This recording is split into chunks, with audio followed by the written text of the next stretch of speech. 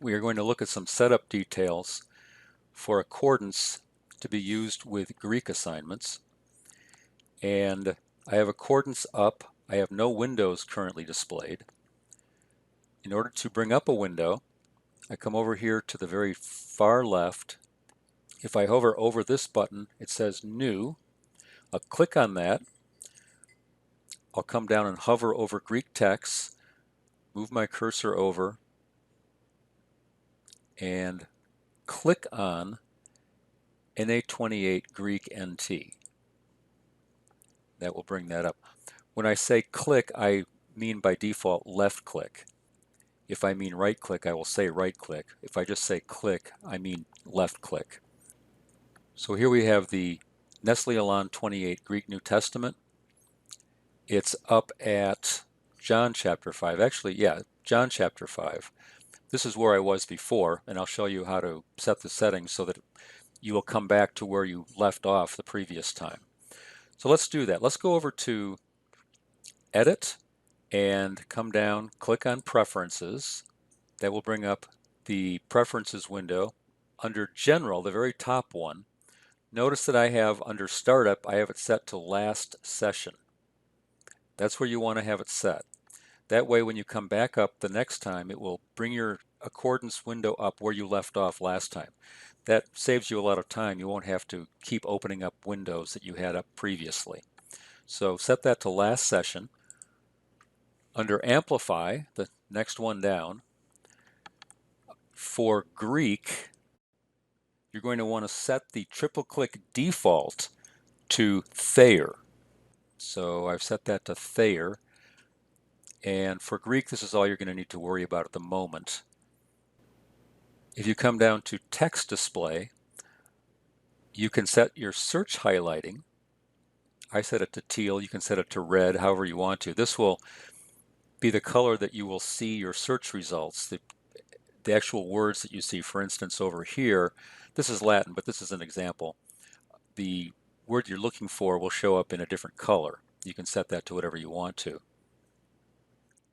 Coming down to Unicode Display, I set my Greek font here under Original Language Fonts. I set my Greek font to SBL Greek. You have a lot of options. This is one good one. There's a few other ones that you could use. This is a good one, SBL Greek.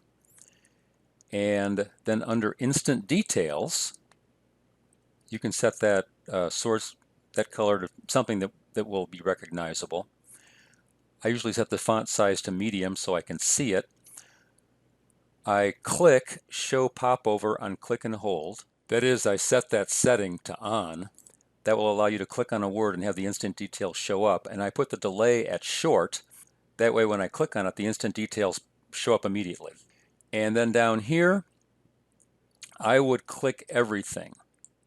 So all of these boxes, go ahead and click all of them, including English transliteration.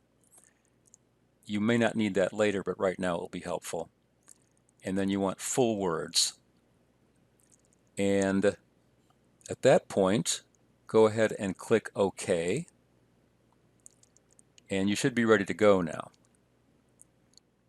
At the top of your NA28 window, you have a white bar. I'm going to call that the search bar.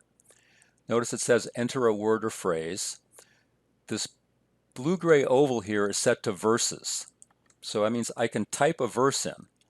Let's say I can type in Matthew, and I can either type in the entire word Matthew or abbreviation Matt, and then let's say 5:4. Accordance wants you to put the colon between the verse or the chapter and the verse. And it brings me down to Matthew 5:4, right in the middle of a Sermon on the Mount. That's why you see this sort of more poetic structure here. Alternatively, I can come down here to the very bottom right and type my verse number in here. Let's say I want to go to John 5:10. Can hit enter, and it brings me over here to John 5:10. So I can enter it in down here, and this is handy because the other option up here on the search bar in this blue-gray oval is words. when I select words as my option, this allows me to search for words. So now what I type in is going to show up as Greek. So if I type in P-I-S-T-I-S, and it's the same letters for those particular Greek letters as they are for English. There are some that are different, but for P-I-S-T-I-S, you got P iota sigma tau iota sigma. But notice that it's showing up in Greek because I've got a Greek text here. I have my option set to words. When I type in here, it shows up as Greek. So if I'm doing searches up here, then down here at the bottom right, this is how I am able to go from one verse to another, or one chapter to another, one place in the New Testament to another. So if I wanted to go to Ephesians 4:10, then I can do that by typing it in down in the bottom right-hand side. And I can then use my search bar up here to search for words.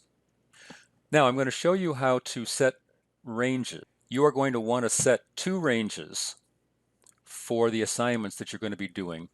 The assignments will be from 1 John mainly, and in particular one passage in 1 John 1:5 to 2:5.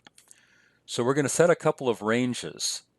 So I'm going to come up under search, click on search, come down, bring your cursor down, click on define range.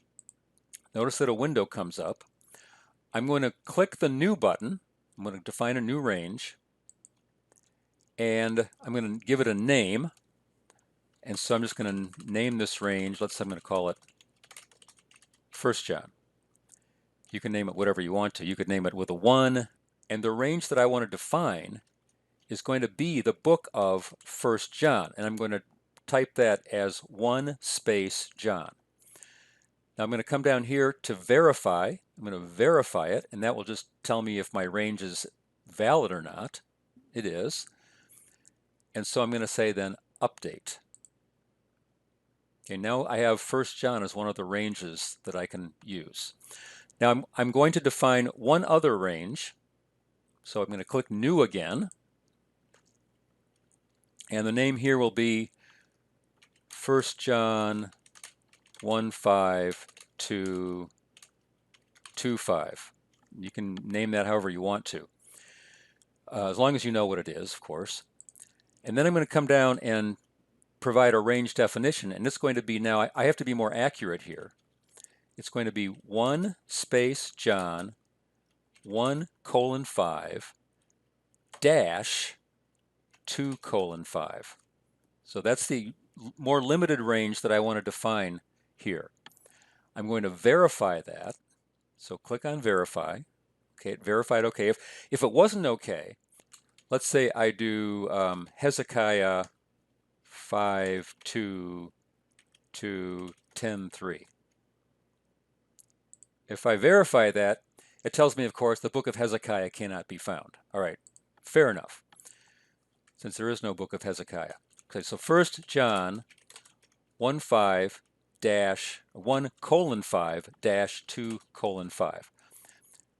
I verify that, and then I do an update. And now I'm ready to use any of the ranges that I want to use. So for example, I can click out of that. Now when I did the update, it actually set my range for me to be that range that I just created. If I want to set it to something else, I come up to, this needs to be set to be range. Now it could be several things. It needs to be range. It is range now, that's fine.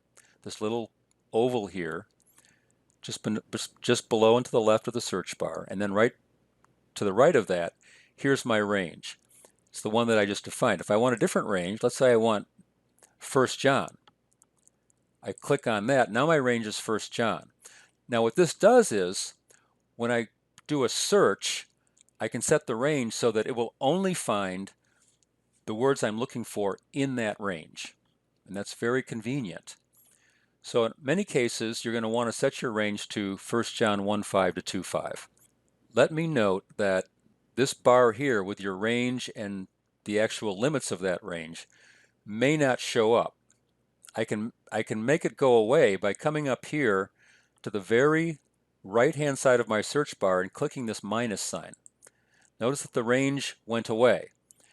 And now if I want to get it back, I can click the plus to the right-hand side of the search bar. So now when I click the plus, notice that range is all text. So now I need to reset it.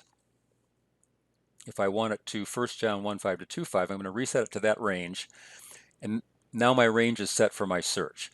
So that is how you define a range and then how you set that range to get prepared for a search. This concludes our purely setup matters, and future videos will give more details about particular kinds of searches.